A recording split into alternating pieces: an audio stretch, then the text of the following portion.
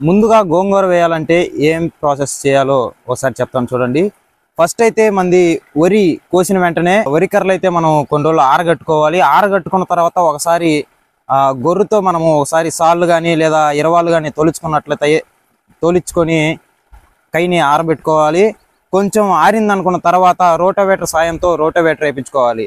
Rotavator వేయించి కొన్ని రోజులు అలా మనము పొలాన్ని వదిలేస్తే దాంట్లో ఉన్న గడ్డి గరిక లాంటివి చచ్చిపోతాయి మరియు ఎండిపోతాయి. అవి ఎండిపోయిన తర్వాత మనము డైరెక్ట్ మనకున్న పొలాన్ని బట్టి దాన్ని కొంచెం చిన్న చిన్న భాగాలుగా విభజించుకున్నట్టయితే నీటిపారుదల అనేది బాగా ఉంటుంది. అలాగే మొలకెత్తు రేటు కూడా కొంచెం బాగా ఉంటుందని చెప్పవచ్చు. మనం ఒకసారి గోగులు అంటే గోంగూర గింజలు చల్లుకున్న తర్వాత చల్లిన వెంటనే నీరుగా నేసుకున్నట్లయితే పురుగు వల్ల గింజకి ఎటువంటి హాని అనేది ఉండదు. అలాగే ఆ గింజలు కూడా బాగా మొలుస్తాయి. ఒకవేళ మనము ఈరోజు గింజలు చల్లి రేపు లేదా ఎల్లుండి మనము నీళ్లు వేసుకున్నట్లయితే ఈ లోపల ఏదో ఒక చీడపేడ అనేది వాటిని ఆశించి వాటిని కొరికివేయడం లాంటివి జరుగుతుంది, లేదా చీమలు లాంటివి కూడా పడుతూ ఉంటాయి. ఇక్కడ మీరు చూసినట్లయితే నేను గోగులు చల్లిన వెంటనే మనకున్న మోటార్ సాయంతో నీళ్ళైతే వేయడం జరుగుతుంది. నీటిపారుదల మీరు చూడొచ్చు. ఒకవేళ గడ్డి లేదా గరిక లాంటి కలుపు మొక్కలు గోంగూరలో వచ్చినట్లయితే వాటిని మనము గడ్డి మందు సాయంతో అరికట్టవచ్చు, లేదా మనము మాన్యువల్గా అంటే మనుషులు పెట్టి వాటిని క్లీన్ చేయించుకోవచ్చు. సో ఈ గడ్డి మందులు వాడడం వల్ల మన పొలంకు హాని కలిగే అవకాశం అయితే ఉంది. గోంగూర యొక్క క్వాలిటీ అంటే ఆకు యొక్క కలర్ కానీ లేదా ఆకు సైజు కొంచెం పెద్దదిగా రావడానికి కూడా కొన్ని కెమికల్స్ లేదా బయో కెమికల్స్ అయితే మనకి మార్కెట్స్లో అందుబాటులో ఉన్నాయి. సో అవి ఏం వాడాలి, ఎలా వాడాలి అనేది కూడా నేను ముందు మీకు చూపిస్తాను. అంతవరకు మన బీకామ్ అగ్రికల్చర్ ఛానల్ని సబ్స్క్రైబ్ చేసి వీక్షిస్తూ ఉండండి. గోంగూర అనేది మనం చల్లిన ఒక వారం లోపల మొలకనేది రావడం జరుగుతుంది. ఒకసారి నీరు కట్టిన తర్వాత దాదాపు ఒక 2 వారాలు లేదా తేమ శాతాన్ని బట్టి మనము నీరు వేసుకోవాల్సి ఉంటుంది. ఒకసారి మనం చల్లిన గోగులు అనేవి మొలకెత్తిన తర్వాత వాటికి డిఏపి కానీ లేదా 16 మనకి ఏ ఫర్టిలైజర్ అయితే అవసరం ఉంటుందో దాన్ని చల్లుకోవాల్సి ఉంటుంది. నేనైతే దుక్కిపిండి అంటే 20కి 20కి 16 అండ్ యూరియా కొంచెం కలిపేసి వేస్తాను. గోగులు చల్లేటప్పుడు కూడా మనము ఇవి ఫర్టిలైజర్స్ని వేసుకోవచ్చు. నేనైతే అవి మొలకెత్తిన తర్వాత చల్లి నీరు కట్టడం అయితే జరుగుతుంది. చూడండి, ఇక్కడ చూస్తున్న పొలము వరి వేసారనమాట. వరి వేసిన తర్వాత ఇలా ఆరిపోయింది. మీరు దీని యొక్క తేమ శాతం కూడా చూడొచ్చు. సో ఇలా అయిపోయింది అనమాట. ఇలా అయిన తర్వాత మనము ట్రాక్టర్ సాయంతో దున్నించుకొని అలా పెట్టుకొని ఒక వారం తర్వాత తేమ శాతం ఏంది లేదు అనుకున్నప్పుడు రోటోవేటర్ సాయంతో మనము రోటోవేటర్ వేయించుకోవాల్సి ఉంటుంది.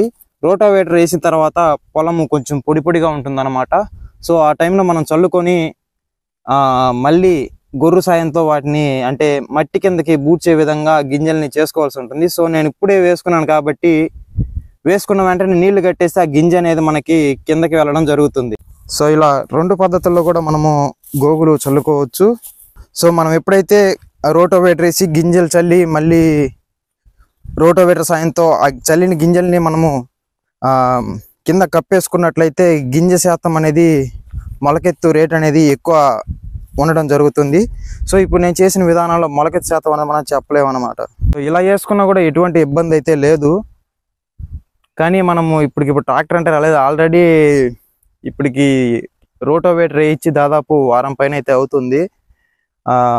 ఇప్పటికి దాదాపు 2 సార్లు చిన్న చిన్న జల్లులు అయితే పడడం జరిగింది. అందువల్ల నేను మళ్ళీ ఈరోజు కూడా వర్షం పడితే వృధాగా ఈ రోటోవేటర్ వేసింది వేస్ట్ అయిపోతుందని నేను గింజలు చల్లించి నీళ్ళైతే కట్టడం జరుగుతుంది. సో ఈ వీడియో కొంచెం అటు ఇటుగా ఉంటుంది. నెక్స్ట్ వీడియోస్ అన్ని కొంచెం పర్ఫెక్ట్గా వచ్చేదానికైతే నేను చూస్తాను. ఎందుకంటే ఇది కొంచెం ఫస్ట్ వీడియో కాబట్టి మన ఛానల్లో ఫస్ట్ వీడియో కాదు, దీని ముందర షార్ట్ వీడియోస్ కూడా వస్తాయన్నమాట. సో అవి కూడా కొంచెం చూడండి. సో మీకు వచ్చే షార్ట్స్లో ఏ విధమైనటువంటి అంటే ఏ రకమైన షార్ట్ వీడియో బాగా నచ్చింది అనేది కామెంట్ చేయండి. సో అదే పరంగా నేను మన వీడియోస్ని ఫ్యూచర్లో అలా చేయడానికైతే నేను చూస్తాను. సో కొత్త ఛానల్ కాబట్టి వ్యూవర్స్ ఏ రకమైనటువంటి స్లాంగ్ని ఎక్కువ ఇష్టపడుతున్నాను అనేది నాకు కూడా కొంచెం తెలుస్తుంది. సో ఆ విధంగా నేను చేసేదానికి ట్రై చేస్తాను. మీరు అక్కడ చూడొచ్చు, అక్కడ గేదెలన్నీ వస్తున్నాయి అన్నమాట. సో అవి అలా స్ట్రైట్గా వెళ్ళేసి ఇక్కడ చెరువు ఉందన్నమాట. ఆ చెరువులో వెళ్ళి మునిగేసి మళ్ళీ ఇట మన పొలం వైపు అయితే రావడం జరుగుతుంది. అందువల్ల నేను ఇక్కడ చిన్న టెంట్ వేసుకొని ఇక్కడైతే కాపలా ఉండాల్సి వస్తుంది డైలీ. ఈ ఎండ సమయంలో బర్రెలను తోలుకొచ్చే వాళ్ళు ఏం చేస్తారని చెట్ల కింద కూర్చొని ఉంటారు. అంటే ఈ బర్రెలు అటు ఇటు తిరుగుతూ ఉంటాయి కాబట్టి పొలం మొత్తం ఖాళీ ఉంది. ఓన్లీ మన పొలంలో మాత్రమే మనము ఇట్లా పంట వేసుకోవడం జరిగింది. సో వాళ్ళు అక్కడి నుంచి ఇక్కడికి వచ్చేసరికి బర్రెలు అనేవి పడిపోతాయి ఆటోమేటిక్గా. ఒకసారి పొలంలో పంటలో పడినట్టయితే ఎవరేం చేయలేరు, దానికి ఎన్ని అడిగినా కూడా ఎవరేం చేయలేరు. అందువల్ల నేను కాపలా ఉండేసి వాటిని కొంచెం వదిలించుకుంటూ ఉంటాను. మార్నింగ్ 11 గంటలకి లేదా 9 గంటలకి వచ్చేసి ఏదైనా వర్క్స్ అవి ఏమన్నట్టు చేసుకొని వచ్చి పొలంలో ఇట్లా షెడ్లో అయితే కూర్చొని ఉంటూ ఉంటాను. సో గోంగూరలో పురుగులు కూడా వస్తూ ఉంటాయి, పచ్చ పురుగు లాంటిది వస్తూ ఉంటుంది. అలాగే మనము తెల్ల తామర పువ్వు ఏదో అంటారు, తెల్ల రకమైంది, నాకు కూడా సరిగ్గా ఐడియా లేదు. నేను కూడా ఇప్పుడిప్పుడే నేర్చుకుంటున్నాను. నేర్చుకున్నది వీడియోలో ఫోన్లో చేసుకొని అప్లోడ్ చేయడం అయితే జరుగుతుంది. అలాగే మీ ఏరియాలో గోంగూరకి ఎటువంటి మందులు వాడతారు, ఏ విధంగా గోంగూర పండిస్తారు అనేది మీకు తెలిసి ఉంటే కింద కామెంట్ సెక్షన్లో అయితే కామెంట్ చేయండి. నేను కూడా దాన్ని చూసి నేర్చుకుంటాను. అలాగే నాకు వచ్చిన విధానంతో దాన్ని అటాచ్ చేసి కొంచెం అప్డేట్ అయితే చేస్తాను. కొంచెం కామెంట్స్లో అయితే నాకు తెలపండి, నాకు ఎటువంటిది తెలియదు, ఎందుకంటే మనం వీకాన్ చేసాం కదా. అంతటైతే ఈ వీడియో సమాప్తం. చిన్నదిగా ఉండొచ్చు. మొలకెత్తిన తర్వాత ఎలా ఉంది ఏంటి అనేది షార్ట్ రూపంలో కానీ లేదా ఫుల్ వీడియో రూపంలో కానీ మీకు ఎక్స్ప్లెయిన్ చేస్తాను. అలాగే గోంగూరకు సంబంధించి కామెంట్స్ ఏవైతే వచ్చాయో వాటికి రియాక్ట్ అవుతూ ఇంకొంచెం ఎక్స్ట్రా నేను తెలుసుకొని వాటికి ఏ విధమైన బయో మందులు వాడతారనేది కూడా చెప్తాను. ప్లస్ ఎందుకు ఇప్పుడు అందరూ న్యాచురల్ ఫార్మింగ్లో చేస్తున్నారు కదా, ఆర్గానిక్ అంటున్నారు, నువ్వెందుకు మళ్ళీ బయో మందులు అవి అని చెప్తున్నావు అనేసి మీరు అడగొచ్చు. సో ఆర్గానిక్గా పంట పండించాలి అంటే మనకు ఫస్ట్ వాటి గురించి తెలిసి ఉండాలి. ఆ మందులు కషాయాలు ఎలా చేసుకోవాలో తెలిసి ఉండాలి, లేదా అవి ఎక్కడ దొరుకుతాయి అనేది కూడా మనం తెలిసి పెట్టుకొని ఉండాలి. సో అవేవి మనకు తెలీదు. సో ఫ్యూచర్లో అటువంటివి ఏమైనా వస్తే ఖచ్చితంగా వీడియోస్ చేస్తాను. ఎలా చేయాలి, ఏం చేయాలనేది స్టెప్ బై స్టెప్ మెథడ్ అయితే నేను చెప్తూ ఉంటాను. కొంచెం వాయిస్ అనేది తడబడుతూ ఉంది, క్షమించగలరు. నేను వేసిన విత్తనాలు అయితే హైబ్రిడ్ వెరైటీ అనమాట. గోంగూరలో హైబ్రిడ్ వెరైటీ, పెద్ద ఆకు అయితే వస్తుంది, నాటు గోంగూర అయితే కాదు. ఇది వచ్చేసి హైబ్రిడ్ వెరైటీ.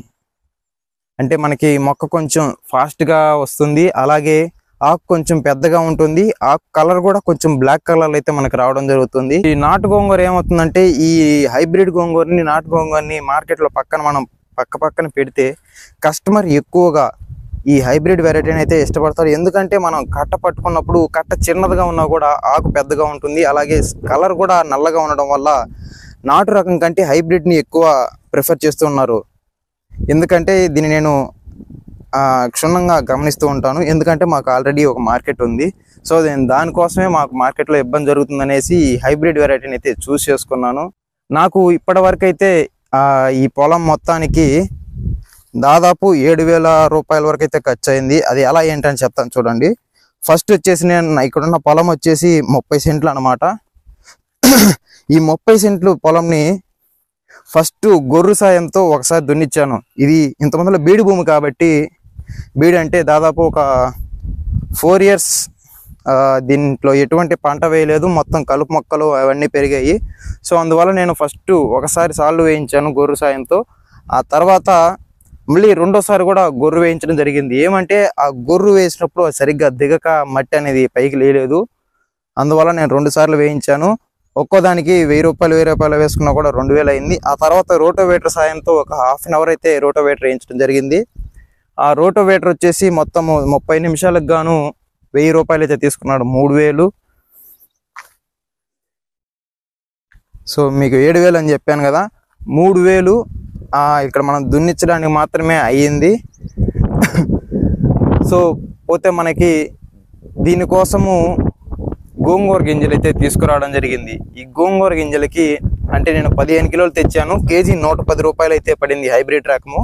నాటు రకంకి అయితే మనకి 90 రూపాయలు లేదా 100 రూపాయలు అయితే మార్కెట్లో మనము చూసుకోవచ్చు వాటి యొక్క రేట్. సో ఇప్పుడు ప్రజెంట్ కానీ లేదా ఇయర్ మొత్తం కానీ మా ఊర్లో గోంగూర రేట్ అయితే 2 నుంచి 3 రూపాయల మధ్యలో అయితే రేట్ అనేది ఖచ్చితంగా ఉంటుంది. ఏ రోజు రూపాయి రేట్ అనేది పెరగదు. ఒకవేళ రూపాయి రేటు వచ్చినా కూడా అది మన కట్ట అనేది బాగలేనప్పుడు లేదా సైజు లేనప్పుడు అయితే మన కట్ట రేట్ అనేది తగ్గించడం జరుగుతుంది. నార్మల్గా అన్ని సిటీస్లో నేను గమనించింది ఏంటంటే గోంగూర సైజు కట్ట ఇంతే ఉంటుంది. అవి ₹2 ఛార్జ్ చేస్తారు. ₹2 లేదా రూపాయిన్నర అయితే వాటికి ఛార్జ్ చేయడం జరుగుతుంది. అంటే డిస్ట్రిక్ట్స్లో ఎక్కువ చేస్తారు. సో మాది ఇక్కడ వచ్చేసి మా సైడ్ మొత్తం ఎక్కువ రైతులు ఉంటారు. అందువల్ల ఏమవుతుందంటే మా దగ్గర గోంగూర కట్ట ₹2కి హోల్సేల్గా కొనుక్కుంటారు. 2 లేదా 2.5 కొనుక్కుంటారు. ₹3 వాటిని రిటైల్గా అమ్ముతారు. ఒకవేళ 2.5 కానీ మనం కొన్నట్లయితే మళ్ళీ హోల్సేల్ అనమాట, మళ్ళీ హోల్సేలర్కి వేస్తారంటే ఆటోల్లో వస్తూ ఉంటారు కదా, వాళ్ళైతే వేసుకుని వెళ్తారు. లేదా పల్లెల్లో చిన్న చిన్న అంగడ్లు ఉంటాయి, వాటికి పంపించేటప్పుడు కూడా మేము 2.5 ఛార్జ్ చేస్తాము. అంటే ₹2 కొంటే ₹2.5 వాళ్ళకి ఛార్జ్ చేస్తారనమాట. సో ఆ విధంగా మనము హోల్సేలర్ దగ్గర నుంచి తీసుకోవాల్సి ఉంటుంది. ఒకవేళ మనం దీన్ని ఎలా సేల్ చేసుకోవాలి ఏంటి అని తెలుసుకోవాలన్నా కూడా దాన్ని కూడా ఒక సపరేట్ వీడియో అయితే చేస్తానన్నమాట. సో ఈ వీడియో కొంచెం అటు ఇటుగా వస్తుంది, గత్తరగా తీసేస్తున్నాను, ఏమనుకోవద్దు. సో అంతవరకు ఏం చేస్తాం, ఏం రావట్లేదు నోట్లో నుంచి. సో మన లాంగ్వేజ్ వేరు, మనం మాట్లాడేది వేరు. అందువల్ల ఈ వీడియోని లైక్ చేసి షేర్ చేయండి. ఒకవేళ నచ్చినా నచ్చకపోయినా ఒకసారి కామెంట్ చేయండి, ఏమేమి చేంజెస్ చేసుకోవాలి, లేదా కెమెరా ఏమన్నా కదులుతుందా, లేకపోతే ఆడియో క్వాలిటీ ఎలా ఉంది, నా టాకింగ్ వే ఎట్లా ఉంది, ఏందనేది మీకు ఎలా అనిపించింది అనేసి కింద కామెంట్ సెక్షన్లో కామెంట్ చేయండి. ఈ వీడియో ఎలా వచ్చినా ఎలా ఉన్నా కూడా నేను దీన్ని యూట్యూబ్లో అయితే పోస్ట్ చేస్తాను. So keep watching BCom agriculture.